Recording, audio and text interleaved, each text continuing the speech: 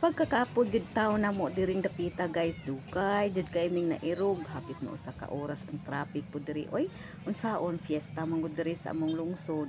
Pagpanggawas na mo gikan sa simbahan, grabe man kadaghang sakyanan pag abot na mo diri sa crossing ay ni samot pa jud. So maunang mura mi gasunod og procession ani guys. Kay grabe jud kadaghang sakyanan nya daghan pa kaayong tawo galusot-lusot diring dapita murag luag-luag nagjutay.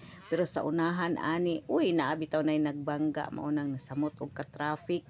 Unya kini pud akong kuyog, bahalag dugay kay mistanan nakalusot basta ang swertres jud masiguro. Diri dapita guys nang hunong na pud mi kay mopalit lagi siya swertres ay nako. So aron di pud ko maboard ga video na lang pud ko para na pud ko ika-upload. Kita ninyo guys, traffic na diha, mas grabe pang traffic tong unahan. Naghunong gyud mig balig 30 minutes yun siguro to kay naa daw kuno nagbangga sa pikas iskina kay naagid mi sa tunga-tunga sa crossing. O di ba? Nya grabe yung pagkainita, alimuot na kay tanan. So ingon ani no ang among experience karong adlaw sa fiesta diri sa among lungsod.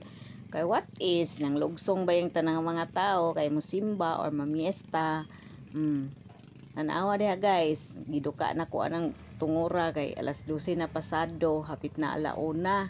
Unya wala pa mi kaabot sa amo ay lami na jud kay ihigda kay natrap lagi mi sa tunga ang grabing inita sa hangin nga hinungaw.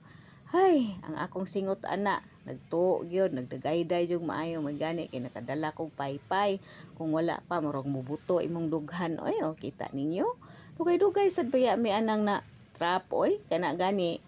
Wala na ko mag-video atong dugay jud kaayo mistanan. Hapit jud in taon ma 30 minutes na mong hinuwat sa sakyanan nga mo irog.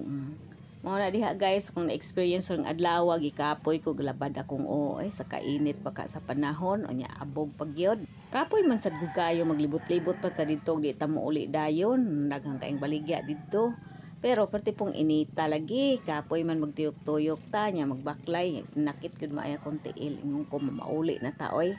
Pag humana mo paniud to magunsa man ta diri nga inaanang mga alauna lami makay ikatuog nya moadto pud tag peryahan so inigsulod pa lang nato mahal na kay entrance nya unsa man ta dito duwa-duwa ta dito manugal di ko ay kay di ko magsilbi ana may pa matuog ta sa atoa manguli ta.